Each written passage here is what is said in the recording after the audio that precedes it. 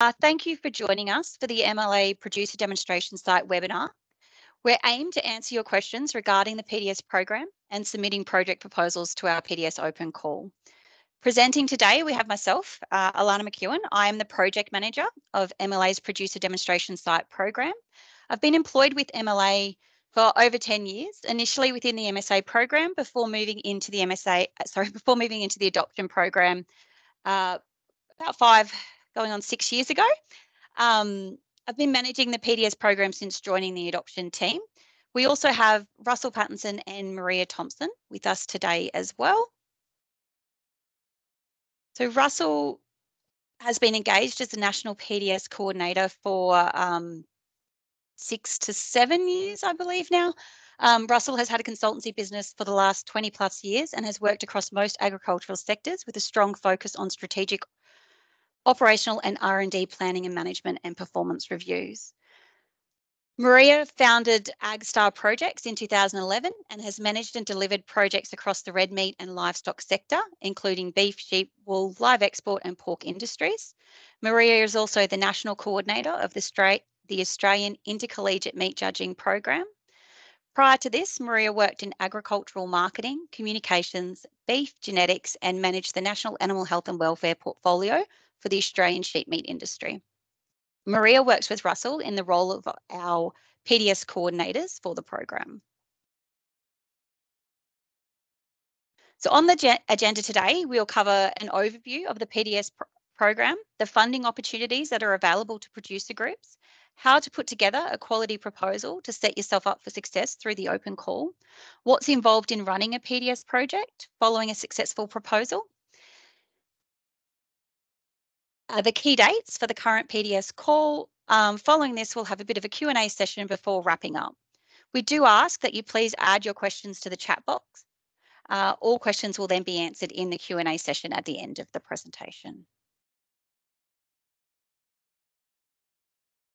So first up, I'll cover off on an introduction to the PDS program. This will include a summary of the PDS program, the funding opportunities. We'll touch on the research advisory councils and their involvement in the program, how groups can get involved, the timeline for the PDS call and selection criteria, and we'll finish up this section with some information on some current engagement and impact around the program. So the PDS program aims to increase the rate of adoption of key management practices and technologies that improve business profitability, productivity and sustainability through livestock producers pursuing new skills, management practices within their production systems. The purpose of the program is to provide a long-term, hands-on learning program that underpins MLA's adoption and research programs.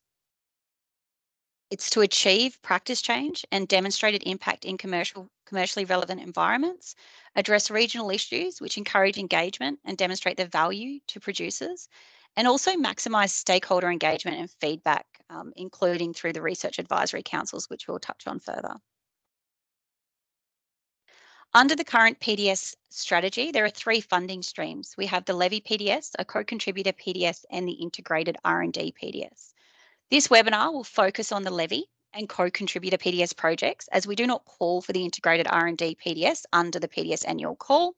This type of PDS is a pathway to adoption for new and existing research projects. The demonstration activity within an integrated R&D PDS is built into the research projects, and it commences once some clear findings are identified and in a position for commercial implementation. The PDS program seeks producer group-led, regionally focused projects aiming to achieve demonstrable permanent practice change on farm.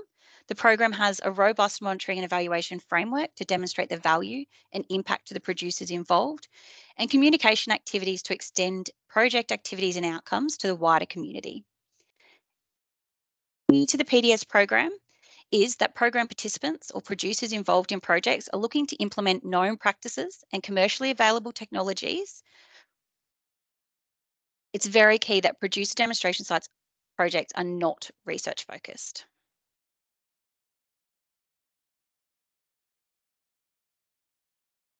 So our current engagement. So MLA have completed 4 open calls for Levy and co-contributor projects under the current PDS strategy. The strategy was piloted in 2020, and we've had 74 new projects contracted in the last 4 years. We currently have over 80 projects under management in the PDS program across the 3 funding streams. During FY21 to 22, we had over 800 core producers and just over 500 active demonstration sites. So as you can see, with all MLA investments, we do an impact assessment on a regular basis. So there's been quite a lot of impact delivered through the PDS program. And on average, producers that have the potential to see an additional net benefit of $6.68 per hectare annually as a result of participating in the program. The following slides will demonstrate some of the key outcomes and benefits participants have received from engaging in PDS projects. So the first one that we have here was the temporary fencing for improved lamb survival. This project was completed in Victoria and engaged 22 core producers, of which 4 had demonstration sites, with 320 observer producers engaged through extension activities. The key outcomes and impact included an improvement in pre-lambing ewe condition score, feed on offer, and lamb survival as a result of implementing temporary fencing and reducing mob size. The project delivered participants improvements in twin lamb survival rates by 4.8% and lamb marking rates by 9.8%, providing a 301% return on investment for the project period. 100% of the host producers and 50% of the observer producers adopted new practices as a result of participating in the project.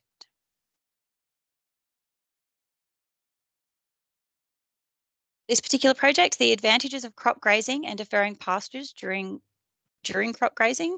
PDS was conducted on 4 sites in WA. The project engaged 21 core producers and 300 observer producers. Some key outcomes included a 27% higher metabolizable energy and 2.5 times feed on offer and 18% more digestibility. There was improved ewe and hogget condition score and improved twin lamb survival due to increased birth weights. The project delivered participants reduced costs of feeding plus reproductive impacts, equaling a net benefit of $11.42 per ewe and $4.75 per hogget grazed on the crops. It is also worth noting that there was some crop yield loss was observed through that particular project. So our funding opportunities. MLA seeks applications for levy and co-contributor PDS projects annually that are producer-driven, have 10 core producers with 3 or more of those hosting demonstration sites. The program does offer flexibility for extensive regions with regards to core producer numbers and site numbers, with project lengths being from 2 to 6 years. The key differences between the 2 funding options under the PDS Open Core are budget and the project's alignment to relevant priorities. From a budget perspective, levy projects can access up to $30,000 per year for the life of the project, while co-contributor projects can access up to $60,000 a year. While the maximum funding is the value per year for the life of the project, the funding can be split across the method to suit the methodology of the project. So we're not capped at a maximum of only distributing $30,000 a year. We do want to distribute those funds across the life of the project so that it does suit the methodology of the project as well and when those costs would be incurred. The additional budget in a co-contributor is achieved through cash contribution being matched through the MLA donor company. I will touch on this further on the next slide in a little bit more detail. The other key difference is the priorities. So with levy projects, these projects must address a PDS priority set by the Research Advisory Councils that are outlined in the terms of reference, where a co-contributor project does not need to align to one of these regional priorities, but must be looking towards achieving industry priorities. So there needs to be a direct link to key outcomes and industry goals outlined in the Red Meat 2030 or MLA's strategic plans. So I just want to highlight some key changes with regards to the budgets, in particular for the 2023 to 2024 call. Through feedback we've received via our consultation process and also speaking with existing PDS projects facilitators, we've identified a couple of key changes that we're implementing for this call. So that includes, we've increased the budget for both levy and co-contributor projects, a $5,000 increase per year for levy and $10,000 increase for co-contributor, taking them up to the 30 and 60 respectively. With regards to the co-contributor projects, historically, the cash contribution to be matched by MDC has had to be funds received from producers. We've opened an option up to not only have producer dollars, but also the option for a portion of the contribution to come from other third parties, commercial sources. The key there is it cannot be Commonwealth funds. We can't match Commonwealth funds through the MDC. So there are effectively two funding splits now available under the co-contributor project option. The first one being if it is just producer dollars, we have a 25% cash contribution from producers, which is matched at 25% by the MDC, and the remaining 50% is funded by levy. So this is calculated based on the total project budget, and there is an 8% access fee calculated on the relevant contribution amounts. If you're looking at using a portion of producer and a portion of third-party funds, a minimum of 15% of the project value would need to be producer funds. 12.5%, up to 12.5% can then be third party, and that is then matched by MDC, making that equaling the 27.5, with the remaining 45% being funded by levy. The producer contribution will still incur an 8% access fee. This is calculated on the contribution value, and the third-party funds have an access fee at 12%.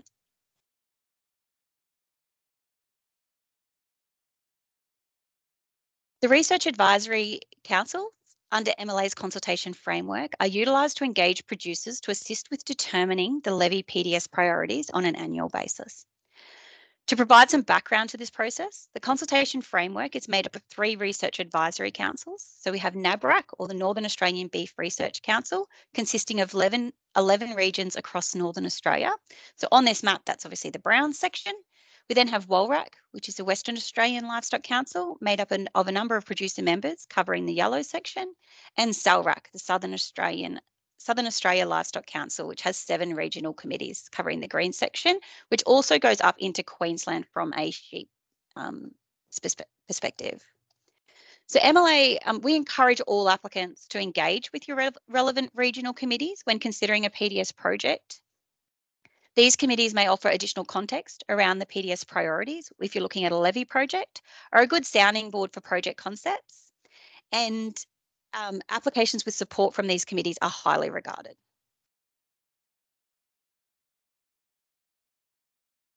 So here's an example of what the levy PDS priorities may look like. The priorities can be found in the terms of reference for the PDS open call, which will be published on the MLA website by the end of March.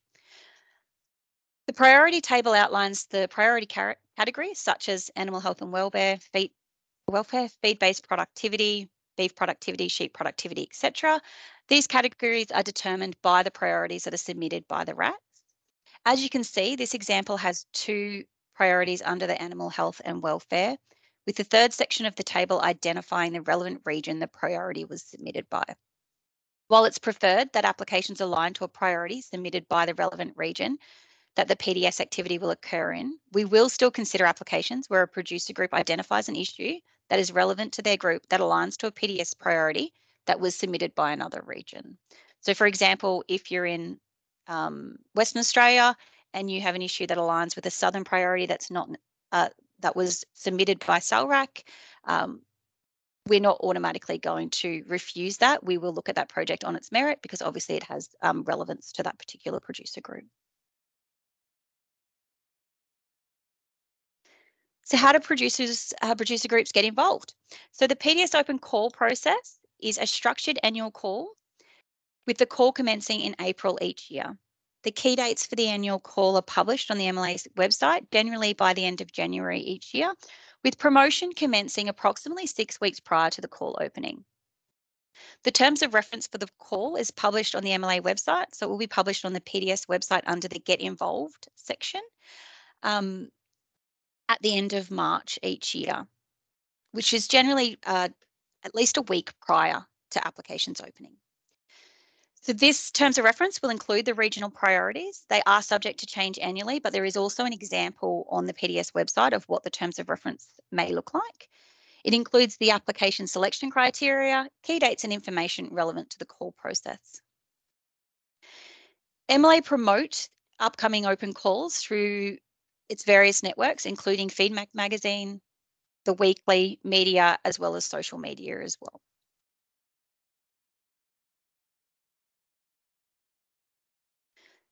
The open call for PDS is a two-stage application process. As I mentioned, it commences in April each year with preliminary applications opening the first business day of April. Applications are then open for 6 weeks, so they close around that mid-May mark. The preliminary applications are reviewed by a panel of MLA project and program managers, along with the MLA PDS coordinators, with levy applications also being reviewed by a producer panel made up of members from the regional consultation committees. In June, July, successful applicants are invited to submit full applications and have 4 weeks to complete their submissions. Full applicants are advised of the outcome of their application process in mid-September each year, with the aim of having all new projects contracted by December. So all applicants are provided with constructive feedback at both the preliminary and full application stage to assist with refining applications between the stages of the call and also to provide guidance for future submissions. The selection criteria. There's 9 selection criteria outlined in the terms of reference. The selection criteria are aligned with key components of both the preliminary and full application forms. It is a competitive application process, so each application is reviewed and assessed against the selection criteria and the quality of the other applications that are submitted. Just touching on the selection criteria, so it touches on alignment with priorities, producer enthusiasm and producer engagement, potential impact of the project, the capability of the PDS team, that being both the person facilitating that project as well as the group and their experience with participating in similar styles of projects, how clear and measurable the objectives are, the methodology and its ability to demonstrate business value and achieve practice change, the extension and communication plans, monitoring and evaluation activities, and also whether the project demonstrates value for money.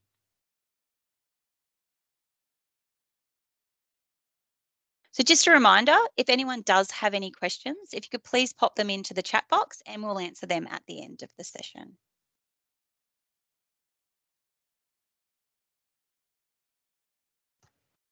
Okay, so we're just going to do a quick participant interview. So I'd just like to welcome Georgia Reed-Smith. Georgia is currently facilitating the Tough Systems PDS with Facey Group in WA. Thanks, Georgia, for participating and coming along today.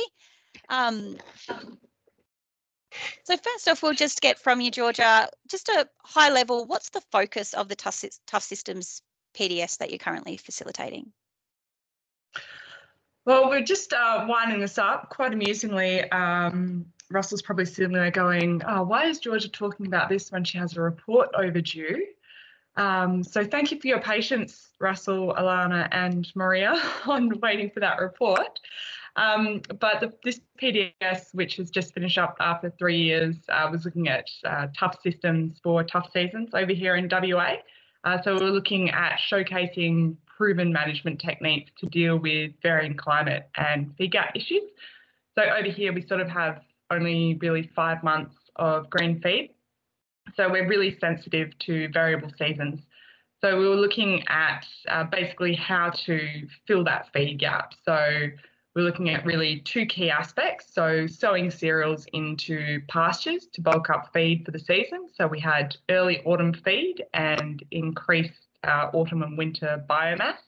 And then we were also looking at deferred grazing. So some producers were using sort of small opportunistic deferment paddocks, and others had, I guess you'd say, proper setup confined feeding systems.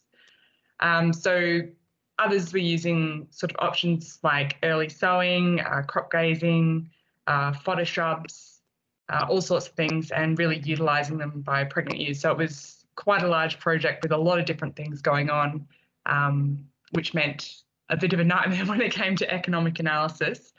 But it did mean that we had a lot of producers really interested, and it sort of spread from the wheat belt here into the Great Southern. So it sort of became bigger than Ben-Hur, which was great. But that was the main focus, just trying to make a more robust, flexible system to really deal with variable climates. Thanks, Georgia. And why did the producers in your group want to be involved in the PDS? Well, we'd had a couple of tough seasons, as the name sort of suggests. So we've had probably just before the groups got going, we had probably 3 years of really late season breaks. And a couple of producers in the area had been sort of bulking up pastures with cereals sporadically, sort of people throwing it in but not really knowing what they were doing. So producers were using some of these tools, but didn't really have any idea what they were doing. Agronomists didn't really have the advice for the producers that were needed either. So people were doing it, but they didn't really have the knowledge. And they identified that these things could be used and that there were challenges that needed to be addressed. And they really did like working in a group as well. I think that was the main thing. And they liked being facilitated rather than going out and trying it on their own. There's something about being able to sort of bounce ideas off each other, which farmers seem to really like, that talk over the fence. And we also seemed to find that being told how to make the change and also having that demonstration, we found that the groups come together and really enjoy that. So we started with one grower group, so the FACEY group, and it grew from there, and we ended up having, I think, 4 or 5 individual groups involved, and then a lot more observer groups just sort of coming in as more and more people sort of wanted, I guess, help. So wanting supported change rather than going out and just trying things for themselves. They wanted that advice. Thanks. And what were some of the unexpected benefits that the producers got from participating in the PDS? Well, the obvious benefits were we saw, I think on average, increased feed on offer by, I think, 1.4 times increase, and that was over good years and bad years. So that was an expected benefit. But then we saw a lot of producers trying all sorts of different things. They didn't join the groups to try. So some arrived because they wanted to learn about the confinement feed aspect. And then they walked away at the end of the project and they were crop grazing and they'd never even tried confinement feeding. So I really enjoyed the fact that it opened everybody's eyes to all these different options that they may not have considered, and sort of made them think about what fitted their system rather than what they thought fitted their system. So I think that's one of the really good things about demonstration sites. You get to see what might work rather than going out and testing and investing in what you think will work. And I think that was really great for producers. But as well, there are a lot of ideas and topics being shared that had nothing to do with our PDS, but just as producers built those networks and I guess friendships as well within the PDS. I think that was a really great and unexpected outcome of the PDS, and some of those are still sort of going, and they're building their own networks, and they're supporting each other with their own changes. And I know some of these guys are still in touch and are still talking about different sowing aspects and all sorts of different agronomic things that I don't have the skills to understand, but they all do. And they've now started sharing an agronomist looking at different, I think, short and long season varieties of wheat, which can also be used for sheep grazing. So there's all these amazing different outcomes that you just cannot predict or capture in your reports. That's excellent. Thanks very much, Georgia. What advice would you give to producers or facilitators that are considering putting an application together? I think this project in particular has probably made me think that when you are making your initial application, to make sure it's kept simple, because it will grow. So what you start with is not necessarily what you will end up with, because it's farm-based and you can never predict what will happen on farm or what the seasons will throw at you. And make sure that the producers are actually really interested, because this is meant to be producer-driven. These demonstration sites aren't meant to be coming from consultants and advisors. The ideas should be coming from producers.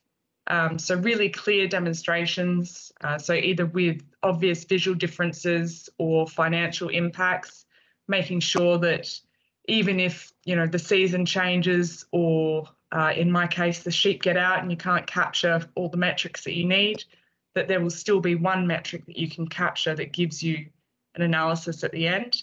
That's really, really important for yourself and also for MLA, because it is a big investment for them. And the producers also need a number at the end that they can say, oh, this is the benefit that this will give me. If I make this practice change, it will make, you know, this condition score change. You need a number you can hang your hat on. The other one I think Alana will be grateful that I'm saying is, think really carefully about when your milestone reports are due in relation to your project activities. Make sure your milestone reports are staggered and after major milestone activities. Blame your friends.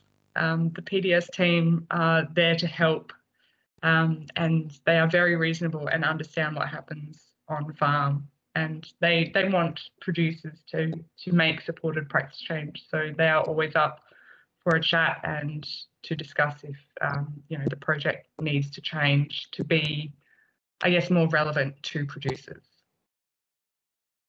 That's excellent. Thank you so much, Georgia. We really appreciate your time this morning. So thank you for joining us and providing us with your experience and the experience that your group has had over the past few years. Yeah, it's been a great ride. So I'll be around for question time as well. So if anyone has any questions, feel free to ask me then. Awesome. Thank you very much, Georgia. Really appreciate it. So we'll just hand over to Russell now, who'll run through creating a good proposal. Thanks very much, Alana. And can I also thank Georgia for a fabulous Q&A session, and it was really good. Thanks, Georgia. Look, this is just going to be a very simple presentation about what is required to create a good proposal. We'll run through some definitions. We'll examine what makes a good PDS. We'll then look at preparing applications, and so working our way through, you know, the priorities, the background, the aim, the objectives, which is absolutely key in PDSs. Look at the method, some communication extension activities, the budget, and then some supporting resources. So underpinning PDS projects, a lot of templates that make reporting back and preparing your application very simple. Thank you.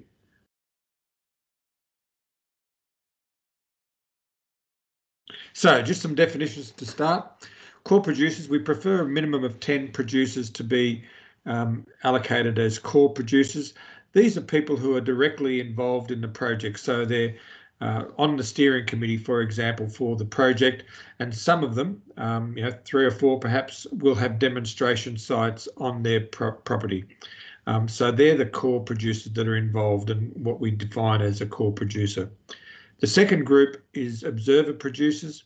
These are the people that aren't as closely involved in the actual operation of the PDS, but they attend field days or workshops or field walks, and they tend to be other members of the farming group that might be putting the project together. or indeed just general producers in the area. But it's not only producers that we consider to be observers, but it could also include consultants, advisors, agents or resellers. So what makes a good PDS? Well, the first and foremost, and I think Georgia emphasised this, it's got to be producer driven. So it's got to be a very engaged group of producers who are seeking to develop new knowledge or skills and adopt new practices. They have a common production issue or goal that is the focus of the program or the project, so that they're all very much in tune with that issue. The other part that's really crucial, apart from having an engaged group of producers driving the project, is to have an experienced facilitator or consultant. That's really paramount to help manage the project, prepare the milestone reports and make sure that the project is on track. The aim of these PDSs has been outlined by Alana, but also by Georgia, is that increasing profitability or productivity or sustainability, but in a commercial system. So as Alana mentioned before, it is not about creating a research and development program. It's very much about a demonstration so that people participate and learn by doing. It's really important that you set a clear objective for the project and clarify what industry issue you're addressing. Have a clear and simple method and have a strong monitoring, evaluation and communication plan. I guess the key issue that I'd like to put across to people is that we really encourage everybody to keep their projects simple. As Georgia said just a minute ago, keep it simple at the start, because the potential is that as the project progresses, it tends to grow. So we really encourage people to keep them very simple in their application and implementation phases. Some examples of southern projects might be new approaches to increase lamb survival, for example. Another might be increasing a new pasture species to fill a feed gap. And again, Georgia gave us some examples that they were doing in their tough system in WA.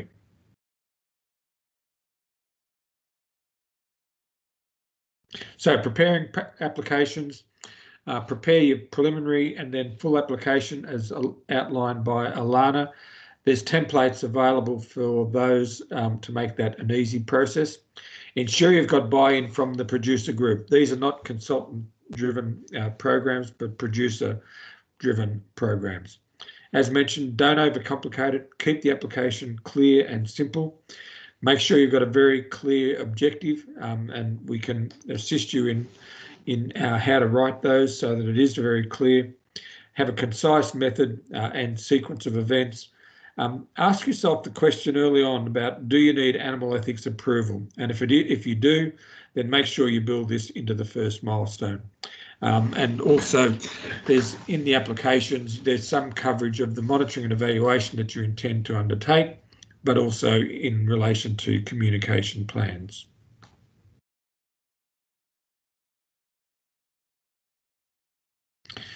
Thanks, Alana. The first element in the preparation of your application is to identify the priority that your application will address, and whether or not you're applying for a levy application or a co-contributor application. And then after the identifying the priority that you're going to address, identify the MLA region that will be most appropriate for this particular demonstration site. And again, the application templates for both the preliminary and the full has a very clear ticker box process to enable that to take place. So it's a very easy process. The next component is to just outline the role of the group. So a little bit of brief commentary about the producer group that's involved. What are their particular areas of interest? Did they form specifically for this project, or were they already established? And if they have been already established, then just outline some previous experience and indeed the capacity that they might have to undertake a PDS. Then the identification of the challenge or the problem is the next component within it. clarify what its impact on producers might be and also the general industry. How many producers does it impact? Is it being addressed now? If it is, how many people are already addressing it? And have you received RAC support for the proposed project before you put the submission in? As Alana outlined, having that RAC support certainly helps your application. The next component is just the aim, and this is just a broad one sentence, almost overarching statement, so that it at a glance gives a real feel as to what your project is seeking to achieve. In this case, we've given the example of demonstrating dual-purpose canola and their potential to increase pre-joining live weights, condition scores, conception rates and reproductive rate of ewes relative to current forage options. So just in a snapshot, what is the aim of the overall project? The next component is the project objectives, and we'd ask that you spend a bit of time thinking through what the project objectives are, because that has a really big impact on identifying what the impact of the project is going to be, and also a big impact in terms of what milestones, etc., will be developed. So define what it is that you're planning to achieve within the life of the project.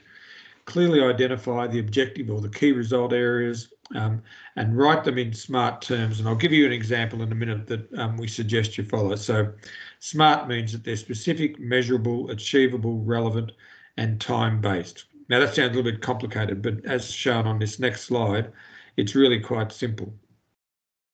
We would ask you to actually just follow this template and just fill in the gaps. So by, let's say, October 2027 in the southeast region of Queensland, demonstrate that trials across 4 sites will have increased the particular trait that you're trying, let's say reproductive rate or weaning rate in that area. The second component of the SMART objective is that you'll conduct an analysis of the benefits and cost to show the positive or negative return on investment, so that we can be quite clear about what is the impact. The third element of the SMART objective just relates to improvements in core and observer producers' knowledge, skills and confidence in relation to that particular activity or trait that you're looking to influence. Then the next component of the objective is about how many producers, be they core or observers, will actually change practices as a result of this project, and then just describe how you're going to more widely disseminate with targeted extension activities, such as webinars or field days or articles in Feedback magazine or use of social media, etc., etc. So when you set out setting your SMART objectives, and these are in the application guidelines, actually just follow this template, and it'll make it a whole lot easier for you and for us to be quite clear about having an objective that's listed in SMART terms. The next component is the method. Again, keep this simple. Just summarise where, how and when the project will be undertaken. Include the number of sites that will be involved, describe the design and the treatments that are involved, including any controls, so that you can demonstrate impact of the new process versus current existing practices. Outline any measurements that you will take, either at an animal or a pasture or other social elements that will be measured and taken. And then just also refer to the very simple economic analysis that you'll be able to undertake to determine the impact or value of the project that is being demonstrated. The next component in the application process is just communication and extension strategies. How will you seek get skill development and adoption of the results within the core producers and also the wider community? And as I mentioned before, things like webinars, field days, workshops, case studies, articles in magazines, fact sheets, etc., are all formed components, and again, within the application process, are very simple to follow. The next component is the monitoring, evaluation and reporting program. Maria will cover this in a little bit more detail, but we do actually place a lot of emphasis on having a very clear and concise MLA program, monitoring, evaluation and reporting, so that we can measure success at the demonstration sites and we can measure impact. And that impact might be in terms of improved skills and knowledge. It might be in terms of actual practice change and demonstrated benefits as a result.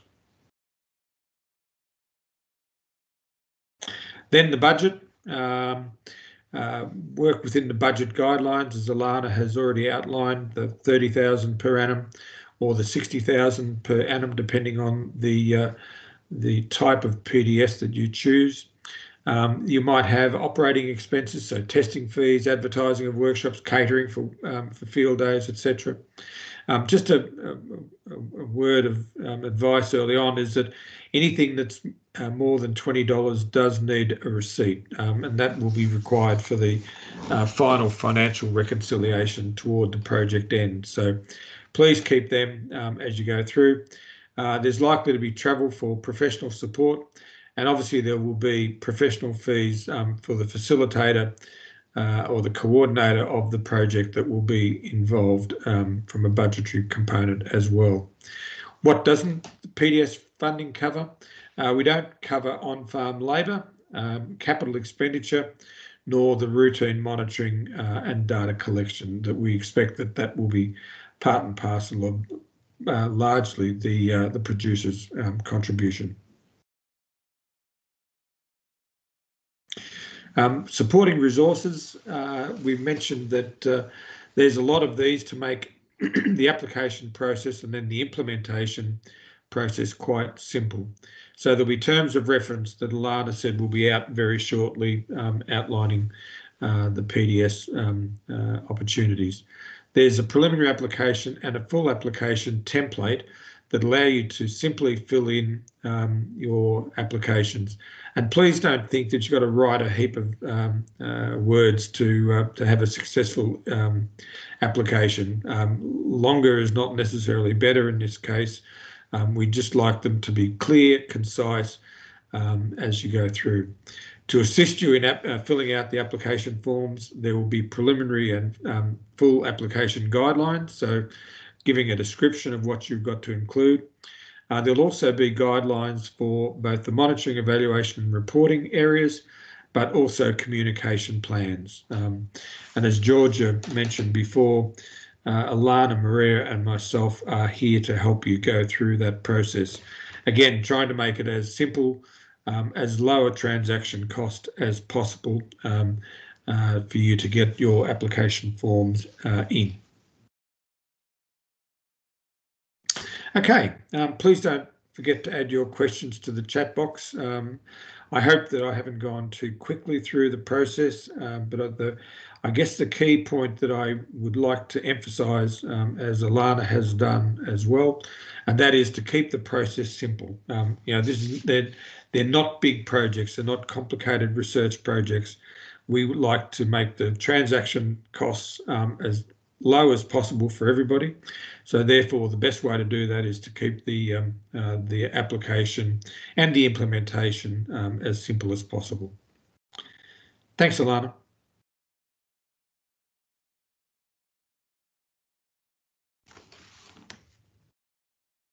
Okay, so thank you, Alana and Russell and Georgia. So I'm just going to run through briefly what's involved in actually running a PDS project and what our expectations are from the MLA end.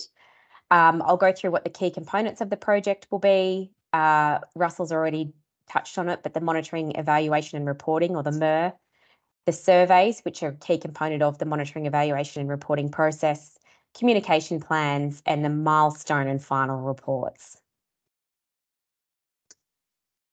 Next slide, please. So the key elements of the project are the monitoring, evaluation, reporting template, the communications plan, As part of your MER requirements, you will need to do a pre and post survey of your core and observer participants. There is a 6-monthly milestone reports required, as well as an annual go, no-go meeting where we catch up, usually via Zoom or Teams. And then there's the final reporting. And as part of that, there's the financial reconciliation. So with each of those components that I've just been through, if your project is successful, MLA runs training sessions for all successful applicants. And that covers the development of the pre and the post survey, as well as the event survey templates, the monitoring, evaluation and reporting requirements, how to set up your communications plan for your PDS, and how to meet your requirements for your milestone reporting, including the final report. PDS facilitators, Russell, Alana and I are here to help throughout the entire project as well. So with the MER, it's an important element at a higher level. So as part of the Red Meat 2030 strategy and the MLA strategic and operating plans, MLA has a requirement to ensure that regular and ongoing monitoring, evaluation and reporting is conducted. And so it becomes a key component for the Producer Demonstration Site project. It is to demonstrate the overall return on investment to levy payers, being producers. And as part of the MER for the PDS, it really aims to demonstrate project performance. So it is very much structured around the knowledge, attitude, skills and aspiration, which is termed the CASA, and also confidence changes as part of being involved in the PDS program. It aims to demonstrate practice change or behavioural change, to identify and demonstrate what the impacts and the benefits are, and also to help identify the barriers to adoption and how industry can work to address these. There is an MLA template that we provide to you as part of your MER reporting, and as we've already said, training and support is provided to help you set up your monitoring, evaluation and reporting framework. So with the monitoring, evaluation, reporting, it's largely based on the Bennett's hierarchy, which some of you may have heard about before, which is basically an extension framework. The Bennett's hierarchy aim, using it as a monitoring evaluation, is just a reminder to keep it simple. It really covers off on the 6 levels, being inputs or the investments made to deliver the project outcomes, the outputs or the products that are, or the data that are achieved as a result of the project. It aims to capture any knowledge, attitude, skills, aspiration and confidence changes as a result of the project. It aims to demonstrate the practice change, moving down a level, the impact and the benefits to farmers or the group, and then also to capture the broader benefits to industry and key learnings.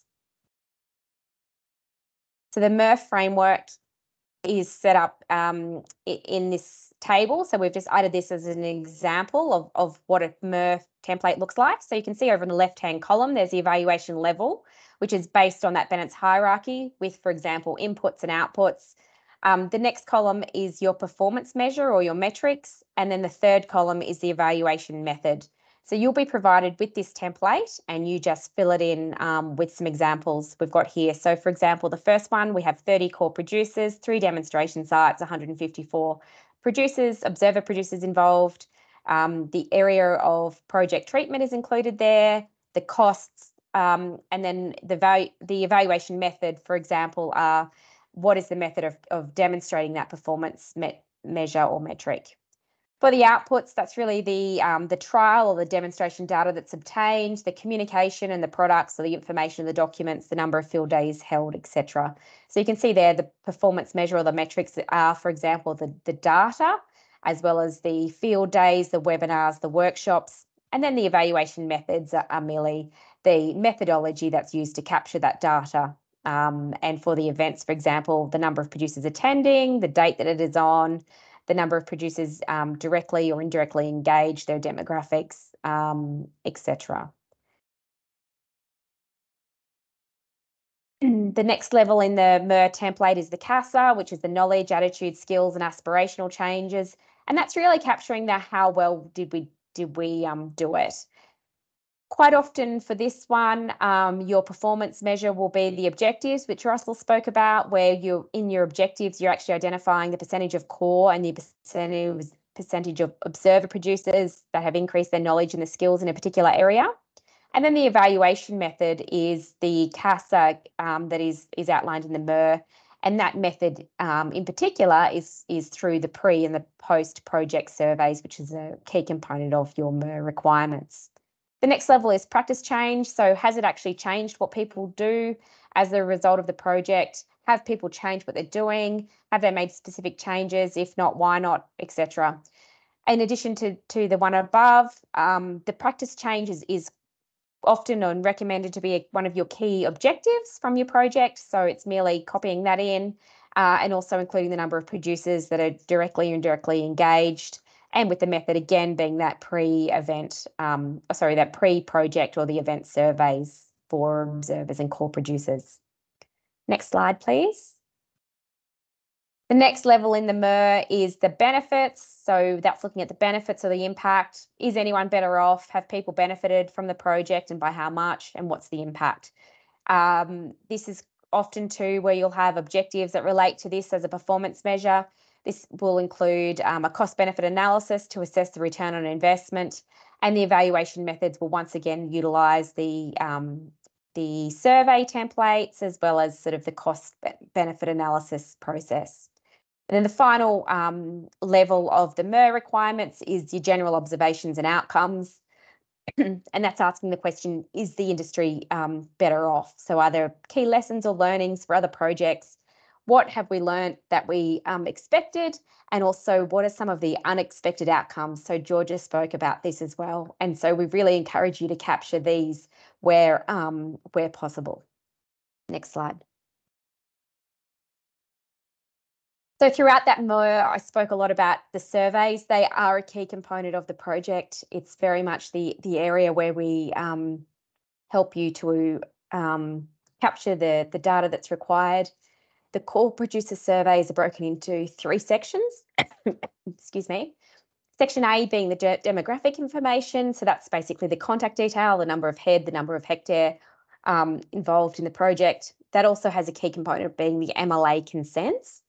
Section B is the knowledge and the skill capture. So it's usually based around 6 to 10 questions. It's tailored to the project aim or the objective. And that is a combination of self-rating as well as like a quiz style question with right or wrong answers. Section C is a capture of the confidence and the practice changes as a result of the project. It's tailored to practices being demonstrated in the PDS. It captures the confidence change, also the likelihood of change, what the current practices are, and also the current performance metrics. So that's a key element, particularly for the cost-benefit analysis. So we want to capture at the start of the project, what are the particular metrics for the project that you're demonstrating? And then at the post-project, we also get you to do a survey again as well. Next slide, please. So we also have an event evaluation, and this is largely for observer producers. So we provide a template. It's really to collect minimum information for MLA that MLA would like to capture, as well as additional questions about the project or the event. And that can be tailored to the particular events for the PDS and added to by the facilitator. Next. So as with the pre-project surveys, we also ask you to do a post-project survey. So that's really to track the change for those producers. So we provide templates for core and observers for the post-project surveys. They're customised survey templates and for the post-project surveys are due in the last progress report. So that's usually about 3 to 6 months before the final report is due. There is an expectation that 100% of your core producers, not just the site hosts, will complete the post-project survey. And we ask that you target as many observers as possible. The post-project survey is to be completed, and then the results are included in the draft final report that's submitted. Next slide. The next key component of the PDS program requirements from the MLA end is the communication plan. So we provide you with the MLA guideline and template. That's also included in the training for the PDS facilitators that are successful. And in the communications plan, we ask that you consider a range of channels to be used.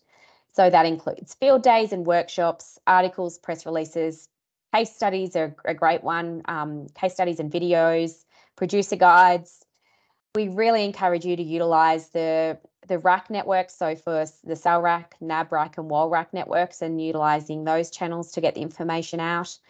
There's obviously the website update, as well as social media, and also there's MLA channels to also distribute your communication collateral that's produced as part of the project. Next.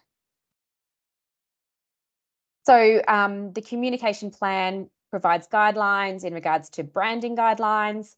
Prior to the distribution of particularly written material, we do ask that you provide that to MLA for review and approval prior to distribution, and we aim to have a very quick turnaround for that.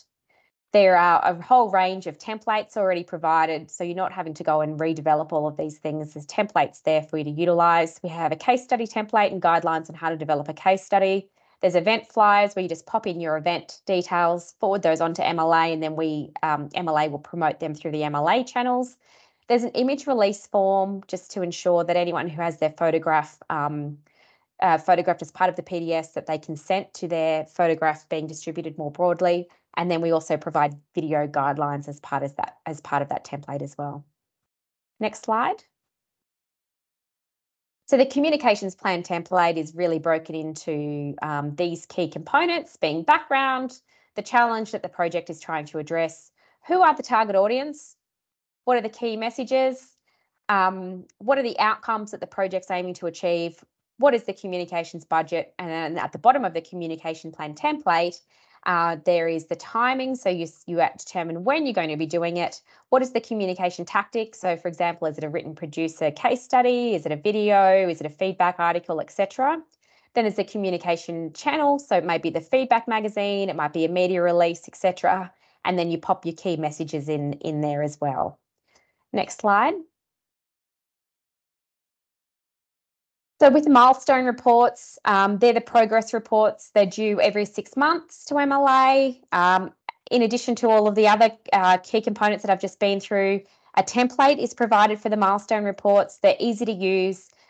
As with all of the PDS collateral that you develop as PDS facilitators or producers, if you're involved, we encourage you to keep it simple. So milestone reports only need to be 2 to 3 pages. Your milestone 1 will be the completion of the monitoring, evaluation, reporting plan, your communications plan, and your pre-project surveys. You will, once you've got a milestone report due, you simply copy your milestone criteria from your contract, and then you report against each of those. You summarise your key outputs or the results from the demonstration sites. You do provide a progress against your MER, and you just utilise the template that you've developed in milestone 1. You will do a progress against any communication plan. So you might say, for example, we've had 1 field day, we had 13 people attend, we had 5 producers attend, we had 5 service providers attend. It was held on this day, and prior to that, we put out an event flyer, we did a media release, etc. So you basically just list what communication activities you have done within that 6 months. Include any details of any steering committee meetings. Details of any extension events, such as your field days, which I just mentioned above. You also identify what's going to happen in the next 6 months, and importantly, any changes to the methodology. So as I think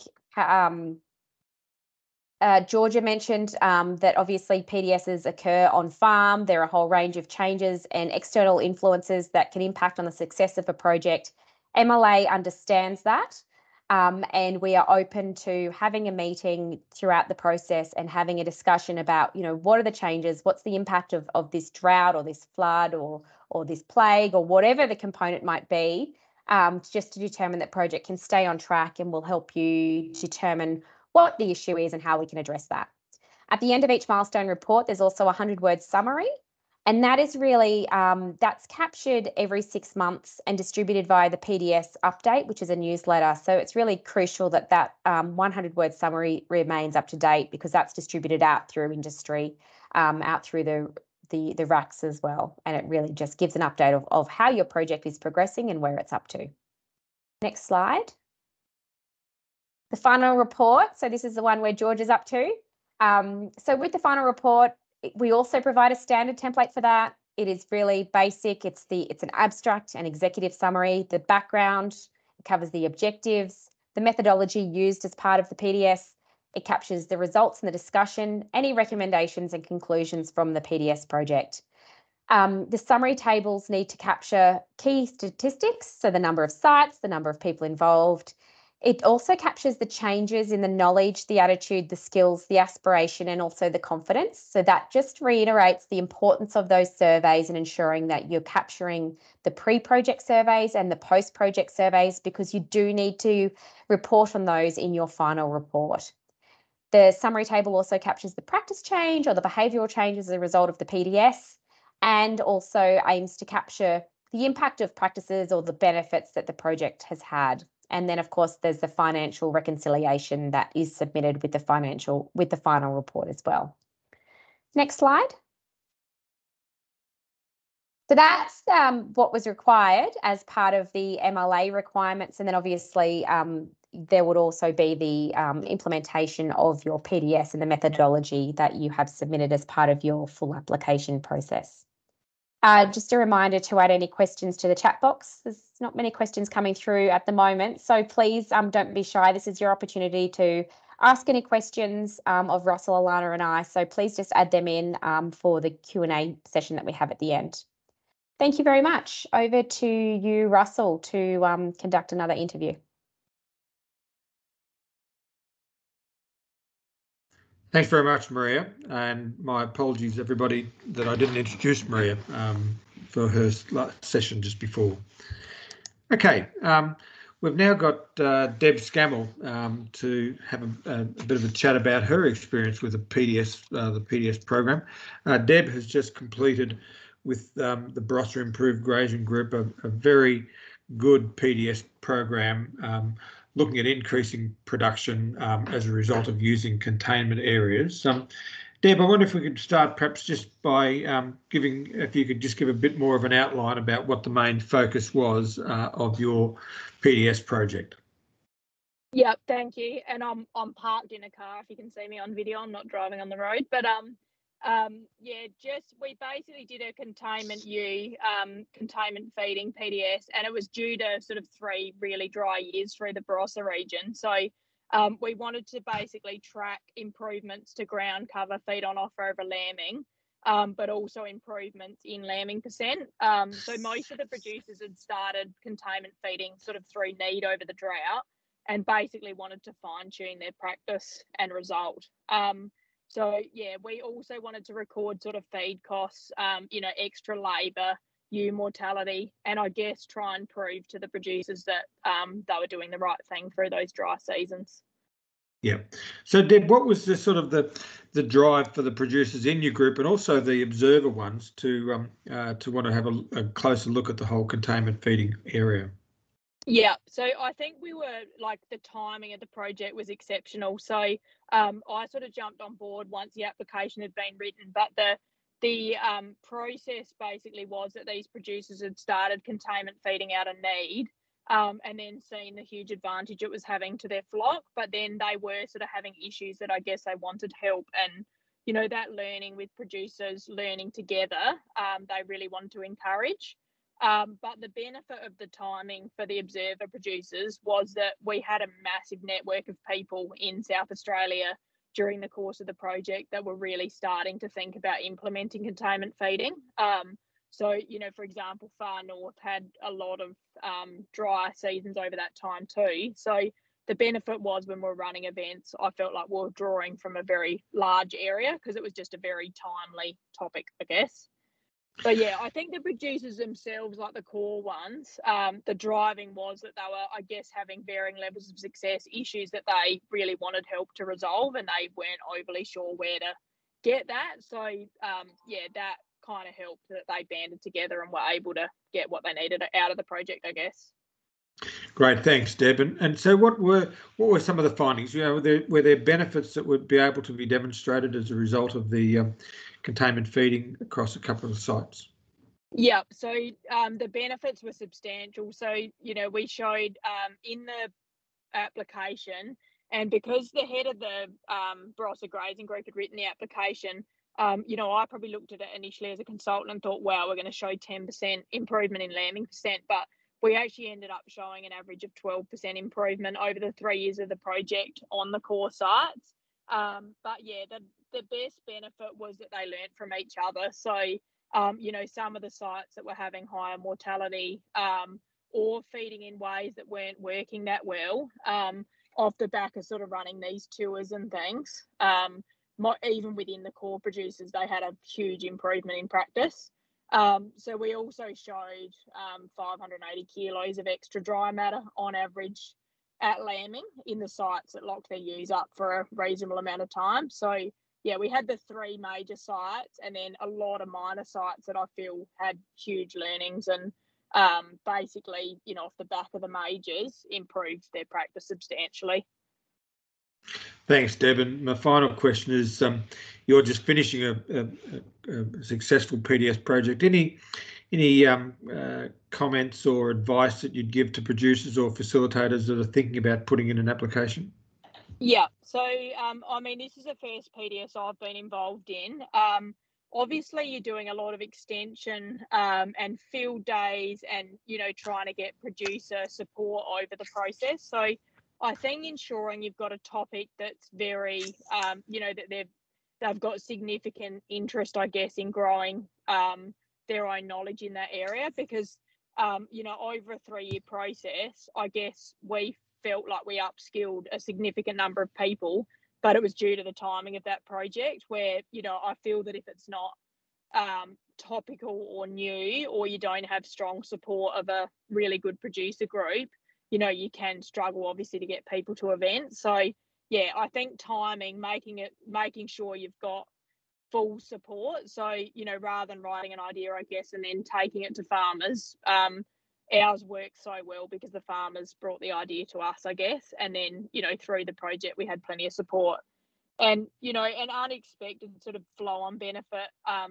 Like we substantially reduced ewe mortality over the project. So, you know, the dollar benefit for those farmers involved was massive. And, you know, now we're involved in a quite large federal project that I think, you know, those producers are proud of the information they collected and they can see the value now to the overall industry. So I guess for me, it's topic and producer support is the most crucial part when you're looking at writing a PDS application. Thanks very much, Deb, and thanks for taking the time today to come and speak to us and give us the benefit of your knowledge. And congratulations again on a really successful PDS project. Well done. Yeah, thanks very much. Alana, I think back to you. Is that right? Thanks very much, Russell. Thanks very much for that, Deb. We really appreciate your comments around how that project went and what's important to participating in the program and the benefits the producers receive from that. Thanks, Alana. So I'm just going to, before we move into questions, we'll just run through some key dates and information around the call for this year. So our key dates, as I've mentioned, PDS open call commences in April. So preliminary applications open on the 3rd of April this year. They'll be open for 6 weeks with applications closing on the 16th of May. Successful applicants will be invited to submit full applications and they'll be advised of that in mid-July with early July, sorry, 6th of July, with full applications closing on the 3rd of August.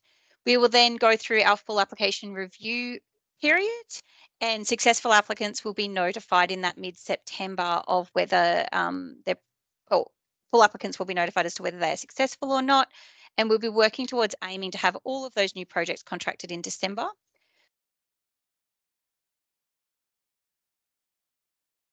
So with that contracting period and aiming to have those new projects contracted by December, this year, we would encourage all groups to look at having their projects commence between sort of the December to early 2024.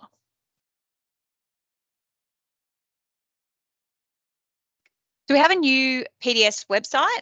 So all the information in relation to the open call is housed in the Get Involved page. So you'll see that there's a quick link there that says Get Involved with the 2 producers waving their hands.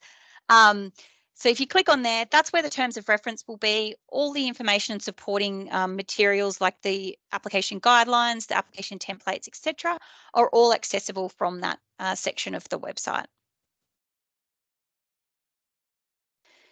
Another good way to stay up to date with all things PDS related is through the PDS Updates newsletter, which Maria has previously mentioned. So we issue this on a quarterly basis. It provides project summary updates for all projects that have been reported in the previous 3 months. And the newsletter is issued in February, May, August, and November each year. So you can subscribe to that via going to the PDS website, so mla.com.au/PDS. And in those quick links, there is a subscribe button there. So feel free to jump on and sign up to that, because obviously we do generally promote the call and other key information with regards to the program through that newsletter as well. We also have an online search tool. So it allows users to search all active and completed Producer Demonstration Site projects. You can access this through the PDS page. So it allows you to search by topic or state or region of relevance. So it's to enable making the findings of each PDS more accessible and allowing producers to incorporate the outcomes into their own production systems. So using the tool, producers and consultants can access a summary of each PDS project alongside progress updates and findings, as well as extension materials and resources that have been developed throughout the projects as well. So go to mla.com.au/PDS-search for direct access to the search tool, or as I mentioned, via the main page, you can also access it through the quick links. Okay, so Russell, Maria and I will now answer the questions that you've raised in the Q&A box. Good. So the first question that has come through is from Wendy, and she asks, how do you find out who currently sits on the RAC committees for your region? Is it on the MLA website? Yeah, I'll take this one. So yes, there are links to the individual RAC's websites from the MLA website. What I'll do is I'll find that for you and I'll pop that in the chat box. When you go through to the SALRAC, WALRAC and NABRAC sites, there's details on their individual sites as to who are currently the chairs for each of the committees and how to actually get in contact with those. The next question here is from Ruth. She's asked, when projects talk about an increase in fodder or lambing percentages, is that based on data from previous years, or is it based on running a control as part of the demonstration sites? Russell, did you want to have a go at that one? Yeah, thanks, Alana. Yeah, look, great question, Ruth. Our strong preference is to have a control running alongside the actual practice that you're implementing. If that's not possible, and it's not always possible in every case or every PDS, then yes, we're prepared to base it on data from previous years. The difficulty is that it's hard to remove the seasonal effects when you're using data from previous years. You're always going to have that seasonal effect, whereas if you're able to compare the control and the actual demonstration site, then that helps to alleviate that issue of seasonal impacts. Thank you. Got a question here from Esme, and she's asked, when is the release of SALRAC's 2023 priorities expected? I'll take this one. So we're just going through the final stages of the review of the PDS priorities from all the RACs. So we're expecting to have the terms of reference with those priorities finalised by the end of next week, and they will be published by the 29th of March. Wendy put a question on here asking where on the MLA website you can find the previous project topics that have been completed in your region. Absolutely. So the search tool, Wendy, is the best place to go to access that information. So there's around 150 projects currently sitting within that search tool of completed and current projects. It will search by region of relevance. So it will search whether there's a project that actually has activity in your region, or whether that topic has a potential to be beneficial to your region as well. So, but it does split out by state, so you can access it that way, and it identifies the site locations or the regions that those sites are actually in within the search tool as well. So it's a really good way to have a look at what activity is underway. And then a question that Maria's put in here on behalf of Sally Murfitt. I have producers who are geographically dispersed who are expressing the same need. Based on past successful projects, should producer groups be local, production, or RC region based? Maria, did you want to take that one, or do you? I'm happy to. Yeah, sure, I can take that one. So Sally, there's no prescribed I guess, answer to this. It depends on how you see the ability for your PDS to run. We most certainly have projects where we have producers who are geographically dispersed. I think with the capabilities with Zoom of late, people are able to catch up via Zoom. We have one project that's just commenced recently, and it has basically, I guess, 3 separate producer groups. So it's one project, but it has 3 groups in 3 different locations. And each of those locations has one particular PDS. And then it's structured around, bringing everyone together at a joint event that is joined onto something else, for example. So you can be creative in how you can make geographically dispersed projects work. So as we've mentioned, the PDS call is a competitive process. Applications with clear, simple objectives and methodology are well regarded. The call has multiple stages. So plan your project work to commence between sort of the December 23, April 24 period. Utilise the co-contributor model where possible. It allows you to boost project value and offers flexibility in what the project aim and design is to achieve. Resources are available to assist you, so utilise the guidelines provided as well as the PDS team. The priorities in terms of reference, as mentioned, will be published by the 29th of March on the PDS website in that Get Involved section. So access those and have a look through that as to what is required and key deadlines, etc. for the call. And the preliminary applications will open on the 3rd of April, and they will be open for the 6 weeks, so closing around that 16th of May.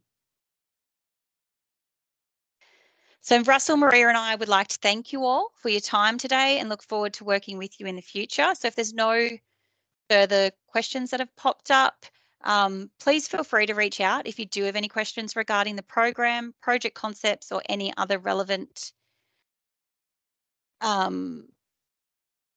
information regarding PDS.